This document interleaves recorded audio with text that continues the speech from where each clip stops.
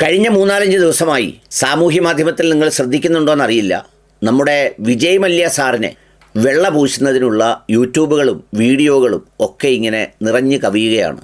വ്യത്യസ്തമായ യൂട്യൂബ് മാധ്യമങ്ങളിൽ, ചെറിയ യൂട്യൂബൊന്നുമല്ല, 50,000, 60,000, 10 ലക്ഷം പേരൊന്നും ഉള്ളതല്ല, 1.5 കോടി 2 കോടി ആളുകൾ കാണുന്ന ചില യൂട്യൂബർമാരെ വിളിച്ച് 4 മണിക്കൂർ 4.5 മണിക്കൂർ പോഡ്കാസ്റ്റ് നടത്തി വളരെ ആവേശപൂർവ്വം വളരെ നീതിമാനായ ഒരാൾ എന്തോ രാജ്യം ദ്രോഹിച്ചതിൻ്റെ പേരിൽ വേറെവിടെയോ പോയി താമസിക്കേണ്ടി വരുന്ന, നാട് കടത്തപ്പെട്ട ഏകാന്ത തടവുകാരനായി മാറിപ്പോയ ഒരു മനുഷ്യൻ്റെ വേദനയോടെ ദുഃഖത്തോടെ വളരെ അഭിമാനപൂർവ്വം ഇരുന്ന് തട്ടിമറിക്കുന്നത് കണ്ടു.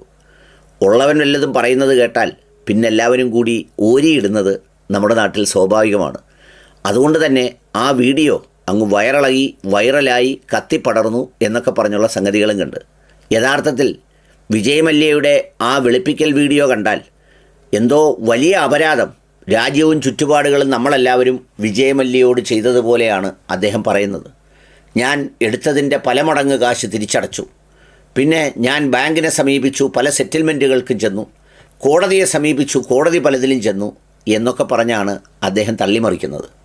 ഇവിടെ കഷ്ടപ്പാടുകാരനും കിടക്കാടമില്ലാത്തവനും 1 ലക്ഷം രൂപ വായ്പയ്ക്ക് എന്നാൽ അവൻ്റെ അടിയാധാരം വരെ തുറന്നു നോക്കി, പിന്നെ അത് കൊടുത്തതിന് ശേഷം അതൊന്ന് തിരിച്ചടയ്ക്കാൻ 1-2 തവണ വൈകിയാൽ അവനെവിടെങ്കിലും മരിക്കാൻ ആശുപത്രി തിണ്ണയിൽ കിടക്കുമ്പോൾ വീട് പൂട്ടിക്കൊണ്ടു പോകുന്ന ബാങ്കുകളുടെ കാലത്ത്, അതിനെ തിരിഞ്ഞു നോക്കാൻ ആളുകളില്ലാത്ത കാലത്ത് 9,000 കോടി രൂപയും അവിടെ ജോലി ചെയ്ത ആളുകളുടെ ശമ്പളവും കമഴ്ത്തി കടന്നുപോയ ഒരു കള്ളൻ്റെ കഥ വലിയ തിളക്കത്തോടെ പ്രസിദ്ധീകരിക്കുന്നത് കണ്ടപ്പോഴാണ് അതിനെക്കുറിച്ച് പ്രതികരിക്കണമെന്ന് തോന്നിയത്.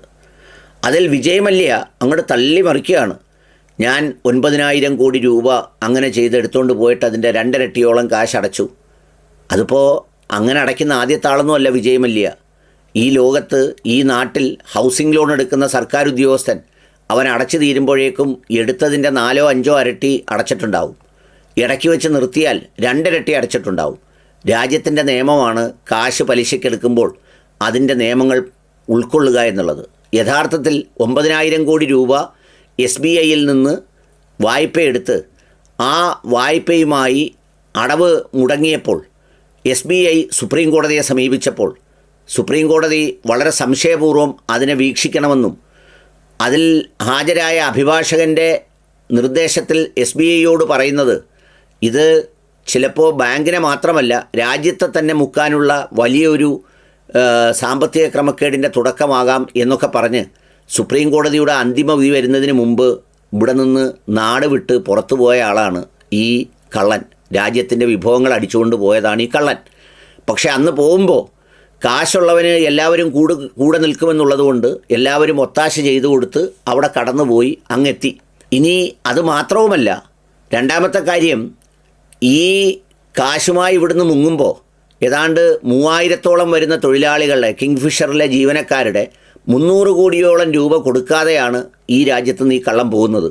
അങ്ങനെ പോകുമ്പോൾ അതിന് ആഴ്ചകൾക്ക് മുമ്പ് സ്വന്തം ജന്മദിനം ആഘോഷിക്കുന്നതിന് വേണ്ടി 1,300 കോടി രൂപ ചെലവാക്കി ലോകത്തിൻ്റെ വിവിധ ഭാഗങ്ങളിൽ നിന്ന് ആളുകളെ കൊണ്ടുവന്ന് അർമാദിച്ച വലിയ സാമൂഹ്യ വിരുദ്ധതയും കടുത്ത കുറ്റകൃത്യവും ഈ പാവപ്പെട്ട സ്ത്രീകളോടും അതുപോലെ തന്നെ സ്റ്റാഫിനോടും കുടുംബങ്ങളോടും വലിയ ക്രൂരതയും കാണിച്ച് മുങ്ങിപ്പോയി അവിടെ ചെന്ന് യഥേഷ്ടം ഈ പറയുന്ന വിവാഹമൊക്കെ കഴിച്ച് തുല്ലസിച്ച് മിടുക്കനായിരിക്കുമ്പോൾ ഇനിയിപ്പോൾ വലിയൊരു ഇമേജ് ബിൽഡിങ്ങിൻ്റെ ഭാഗമായി വിജയ് മല്യ എന്തോ മലമറിച്ചു എന്നതുപോലെ അതിൻ്റെ വീഡിയോ ചാമ്പി വെളുപ്പിക്കാൻ ശ്രമിക്കുന്നത് കാണുമ്പോൾ വല്ലാത്ത ലജ്ജ തോന്നുന്നുണ്ട്.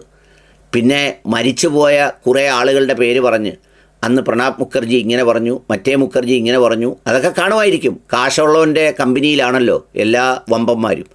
ഏതായാലും അതുമായി ബന്ധപ്പെട്ട ഈ സംഗതി കണ്ടപ്പോൾ എനിക്ക് തോന്നിയത്, ഈ ജപ്തിയായ സാധാരണക്കാരായ മനുഷ്യരെ കൊണ്ടിരുത്തി കാണിച്ചാൽ പോലും വലിയ തെറ്റില്ല. അവർ കിടക്കാടവുമൊക്കെ പോയി തേരാപ്പാര തെരുവിൽ അലഞ്ഞു തിരിയുകയാണ്.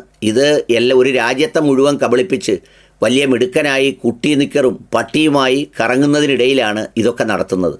ഇവിടെ ആരോ പറഞ്ഞിരുന്നു ഉടൻ പിടിച്ചോണ്ട് വരും, കള്ളപ്പണം കൊണ്ടുപോയവനെ പിടിച്ചോണ്ട് വരും, കാശ് കൊണ്ടുപോയവനെ പിടിച്ചോണ്ട് വരുമെന്നൊക്കെ. ഒരു ചുക്കും ചുണ്ണാമ്പും നടക്കില്ല എന്നത് എല്ലാവർക്കും അറിയാം. എന്നാലും ഇത് സഹിക്കേണ്ടി വരുന്നത് വല്ലാത്തൊരു ക്രൂരതയാണ്.